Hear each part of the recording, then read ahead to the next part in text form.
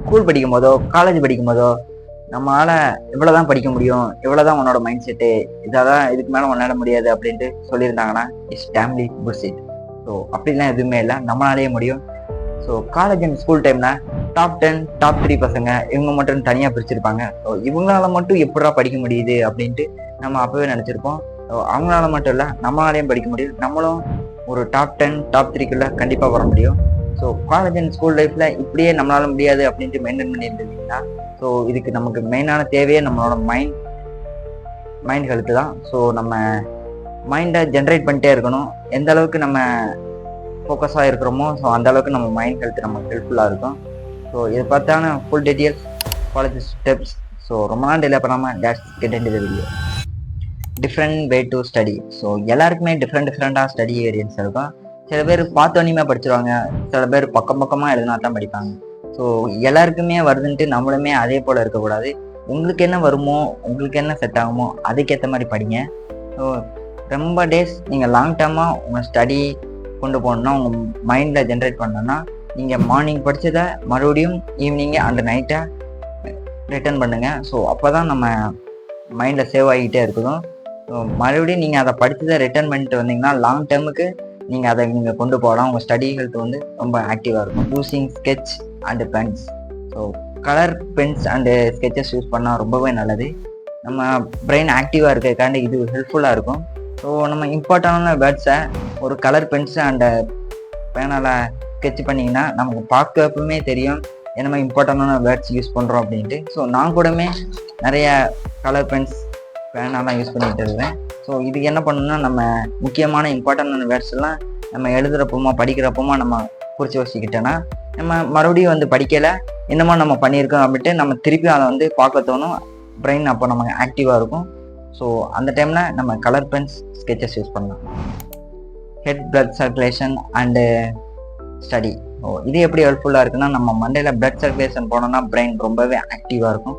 So இதுக்காக நம்ம என்ன பண்ணோம்னா, தலையிலாக்க நம்ம நிற்கலாம். தலையிலாக்க நம்ம எந்த அளவுக்கு நிற்கிறோமோ நம்ம பிளட் வந்துட்டு தலைக்கு போய்கிட்டே இருக்கும். ஸோ அப்போ நம்ம பிரெயின் ஆக்டிவாக இருக்கும். ஸோ இதுக்காக நம்ம என்ன பண்ணலாம்னா, நம்ம பெட்லேயோ இல்லை சாய்வான இடத்துலையோ நம்ம படுத்துட்டு நம்ம தலையை கீழே கவுத்துனோம்னு வைங்களேன், அந்த பிளட்டு நம்ம தலைக்கீழே போயிட்டு நம்ம பிளட்டு ரொம்ப ஆக்டிவாக இருக்கும். நம்ம ஹெட்டும் ரொம்ப பவர்ஃபுல்லாக நமக்கு தெரியும். ஸோ நீங்கள் அதை ட்ரை பண்ணி பாருங்கள், மைண்ட் ரொம்ப ஆக்டிவாக இருக்கும்.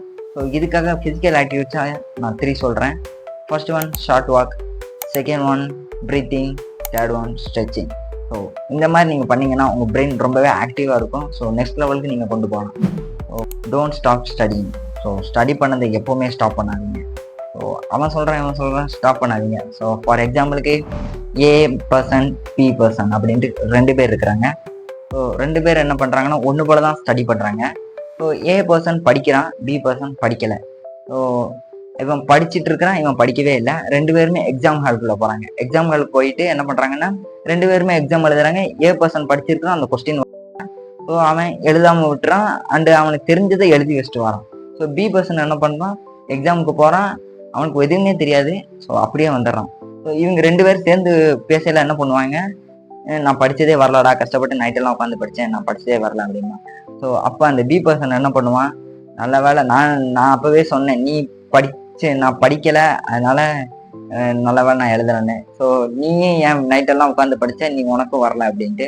ஸோ இந்த மாதிரி உங்கள் டீமில் எவனாவது ஒருத்தர் இருந்தாலும் அவனை சப்புன்னு அடித்து ஓரமாக உட்கார வச்சுருங்க.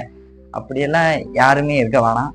ஸோ நீங்கள் இப்போ படித்ததை எப்படியுமே நீங்கள் தான் அதை படித்து பாஸ் ஆகணும். ஸோ அதுக்காக நீங்கள் இப்போ படிச்சிருந்தீங்கன்னா மறுபடியும் அதே கொஸ்டின் கேட்கறதுக்கு வாய்ப்பு இருக்குது.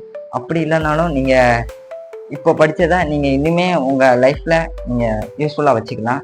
ஸோ பி பர்சனுக்கு அவனுக்கு ஒன்றுமே தெரியாது, மறுபடியுமே அவன் தான் படிச்சிருந்ததில் அவன் மறுபடியுமே படித்ததில் புதுசாக படிக்கிற மாதிரி இருக்கும். ஸோ நமக்கு அப்படி இருக்காது, ஆல்ரெடி படித்த மாதிரி தான் இருக்கும்.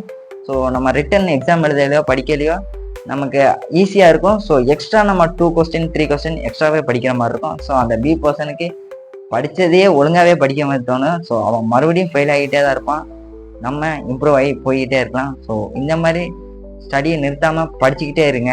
ஸோ அவன் சொன்னான்ட்டு படிக்காமல் விட்டுறாதீங்க. கண்டிப்பாக அது உங்களுக்கு லைஃப்பில் ப்ராப்ளம் ஆயிரும். ஸோ இந்த மாதிரி டிப்ஸ் வேணும்னு நினச்சலாம் மறக்காமல் கீழே கமெண்ட் பண்ணிட்டு தருங்க. ஸோ நெக்ஸ்ட் வீடியோ பார்க்கலாம். See you guys. Bye.